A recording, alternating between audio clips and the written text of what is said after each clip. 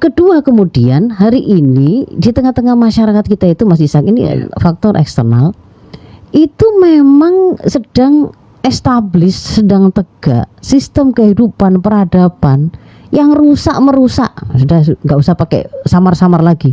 Peradaban yang sudah dia itu rusak dan dia memang merusak. Yaitu peradaban apa?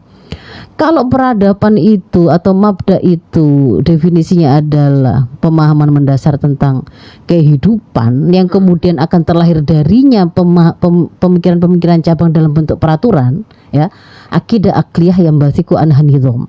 Kalau di dalam kitab Nizamul Islam yang ditulis oleh Syekh Taqiyuddin An-Nabhani, al-mabda atau ideologi atau satu peradaban itu adalah pemahaman tentang kehidupan ini tuh sebenarnya berasal dari mana, manusia ini, kehidupan ini itu dari mana. Kalau dianggap itu dari evolusi materi saja, nanti berubah jadi materi, ya nggak akan ada, berarti kan tidak ada akhirat, tidak ada pertanggungjawaban, tidak ada surga neraka, kan begitu kan ya.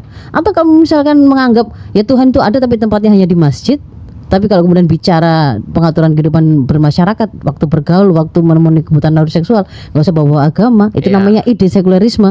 Maka itu pun akan melahirkan tampilan-tampilan kebijakan yang sifatnya cabang, yang itu sesuai dengan prinsipnya tadi, akidahnya tadi, begitu loh maksud saya. Akidah akliyah yang basiku ananidom. Nidom itu bagaimana kemudian dia mengatur sistem persangsiannya, sistem medianya, sistem pergaulannya, sistem sosialnya, kan gitu.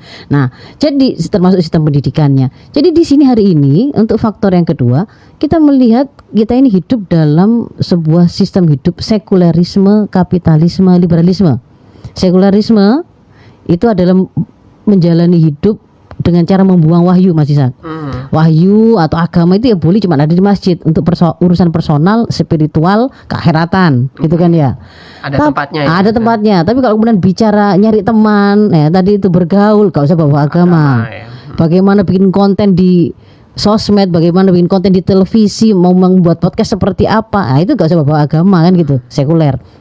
Kapitalisme sesuatu yang menjadikan materi modal itu sebagai penentu baik buruk, mulia hina, ya, salah benar, itu bahkan pakai ukuran materi itu. Sehingga ketika memang ukuran materi itu yang dijadikan sebagai capaian tertingginya, ya prinsipnya tentu saja gaya hidupnya adalah gaya hidup yang hedon, yang liberal, yang nggak perlu ada halal haram. Pokoknya di situ itu ada kenikmatan bisa didapat, ya itu yang akan diambil. Lah kalau kemudian antara puasa nggak ngeseks dengan bolak-balik ngeseks itu lebih dianggap lebih enakan ngeseksnya, begitu kan ya, dan bergonta-ganti itu lebih menguntungkan daripada satu, ya itu akan diambil begitu. Jadi dia nggak akan mengotak-atik itu. Yang akan dia otak-atik itu ketika kemudian gara-gara gonta-ganti pasangan itu tadi kemudian kok ternyata muncul penyakit. Nah, di situ loh baru kemudian mereka bicara tentang tawaran solusinya. Jangan diotak-atik tentang prinsip bahwa orang itu silakan biar dia kasih kebebasan hak asasi manusia, dia mau ngeseks dengan siapapun, gonta-ganti dengan pasangan dengan cara apapun, mau pakai hewan, pakai dan seterusnya. Jangan diotak-atik. Tapi kalau kemudian bahwa supaya jangan nyasar ke anak-anak, ada tentang perlindungan anak. Kalau kemudian jangan sampai kemudian itu dianggap merugikan oleh seorang cewek yang karena dia itu tidak mau, berarti harus ada di situ itu konsen.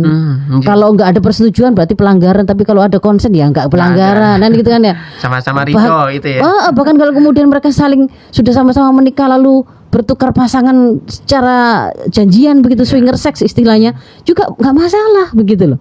Jadi ini adalah itulah tadi saya katakan gaya hidup peradaban yang dia rusak. Merusak gitu. Kita lah kalau kemudian kita itu mau menyelesaikan persoalan ini cuma di otak, itu di urusan permukaannya tadi, dampak yang sudah pinggiran gitu ya, hasil ya nggak akan selesai diajari tentang konsen. Nanti kalau kamu diperkosa, lapornya ke sini, disediakan institusi untuk menampung laporannya. Tapi kemudian kok bisa sampai kamu diperkosa itu, kok bisa sampai terjadi misalkan pembunuhan itu gimana? Oh karena dia hamil. Kok bisa dia itu hamil itu? Ya karena dia melakukan pacaran sampai kemudian secara bebas, sampai kemudian mereka berzina. Kok kemudian bisa berzina? Ya mungkin ada ceritanya, oh dia itu tadinya itu kan cuman kerja kelompok gitu, atau kemudian sebenarnya main-main dengan teman-temannya. Maka di situ itu Ketika kita tidak boleh mengotak-atik apapun sebelumnya, termasuk di situ itu sebenarnya kita bisa baca ada banyak aktivitas-aktivitas itu sudah mengantarkan dan membuka celah menuju perzinahan. Lalu kita tidak boleh bicara tentang bagaimana melakukan upaya pencegahan di situ. Karena itu adalah hak asasi manusia, itu pilihan hidup. Nonsens, kita tidak akan pernah bisa selesai. Ya, Begitulah.